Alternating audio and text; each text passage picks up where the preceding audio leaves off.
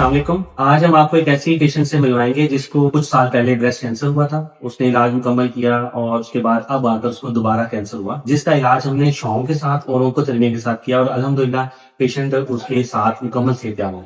हम चाहेंगे कि वो मरीज अपने इंटरव्यू खुद दे और आपको बताए कि वो कितनी ठीक हो चुकी है। जी, अस्सलाम वालेकुम। जी, मेरा नाम जहाना अख्तर है और मैं जहानिया से हूँ।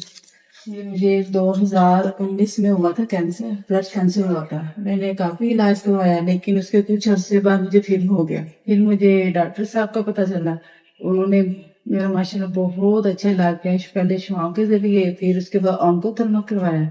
उससे तो माशाल्लाह मैं मुकम्मल ठीक हो गई हैं। मैं तो आप सबसे यही करूँगी कि ये इलाज बेस्ट है। वो डॉक्टर साहब तो बहुत ज़्यादा कोऑपरेट करते हैं। शुक्रिया। आपने आज देखा कि हमारी मरीजा ने आपको बताया कि उनको थर्मी और शौक के साथ वो मुकम्मल सेहतयाब होगी। ये वो मरीज है जिसको दोबारा कैंसर हुआ, और जिनको दोबारा कैंसर होता है उन्हें इलाज कराने में बहुत सारी मुश्किलात आती हैं। उनका ऑपरेशन नहीं हो सकता, दोबारा शुआएं नहीं लग सकती, कीमो लगवानी पड़ती है जो कि लगातार चलती रहती है। तो आमतौर पर दूसरी दफा इलाज कराने में मरीजों को मुश्किलात और तकलीफ का सामना करना पड़ता है। हमने इन मरीजों को, खासतौर पर ब्रेस्ट कैंसर के पेशेंट में, हमने ओंकोथेरेपी के साथ और शौक के साथ इसको इलाज करके मुकम्मल सेहतयाब कर दिया। ये वो मरीज है जो कि कीमोथेरेपी से बच गया।